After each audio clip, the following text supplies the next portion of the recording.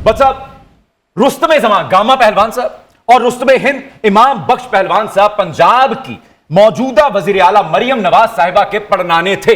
तो अगर आपको इस दौरे हुकूमत में भी 300 फ्री यूनिट नहीं मिलेंगे तो फिर क्या सर मलका विक्टोरिया के जमाने में मिलने थे? जी बिल्कुल, आप ठीक कह रहे हैं।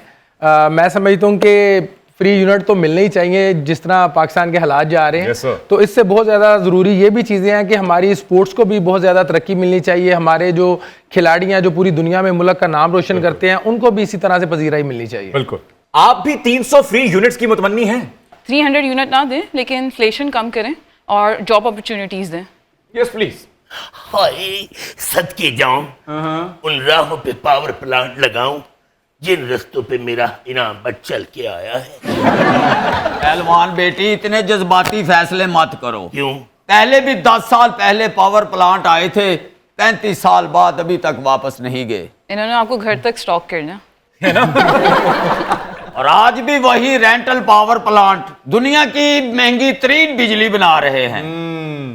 कोच अंकल, कोई हुकूमत दे न दे, इनाम बट को महाना 3 लाख बिजली के यूनिट मैं दिया करूंगी और सुबह शाम आध सेर गाय का दूध मेरी तरफ से मुफ्त।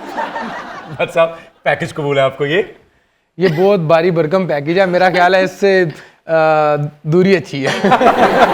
कोई गल नहीं, लै जाओ बड़ साहब, असी भी तो सिरों भार लाना ही है। एडा ज्यादा भार है, मैं भी नहीं चुक सकता। मोहसिन, अगर सब कॉन्टिनेंट की तारीख बदलनी है तो इनाम बट को और मुझे लेकर एक खुली डुली फिल्म बनाओ। और उस फिल्म का नाम क्या होगा? क्या? दंगल में मंगल।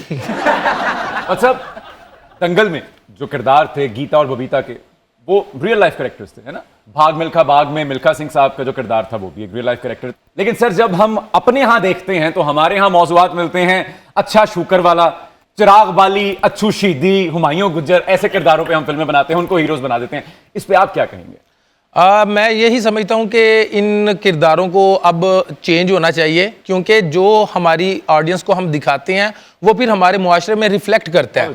तो आप ये देखें कि बहुत सारे जो हमारे एरियाज़ हैं वहाँ पर बहुत ज़्यादा आपको दुश्मनी से रिलेटेड चीज़ें मिलती हैं, तो ये हमारा मुआशरा इसकी वजह से ख़राब हो रहा है।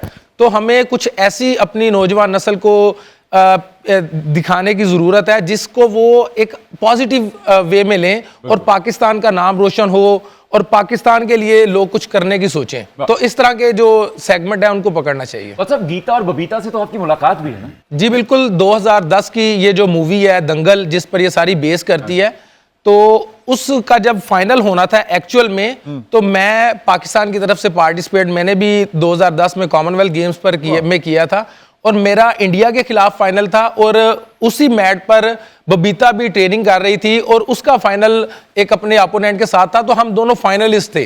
तो पहले मेरी फाइट हुई, मैंने इंडियन खिलाड़ी को हराकर पाकिस्तान के लिए गोल्ड मेडल जीता।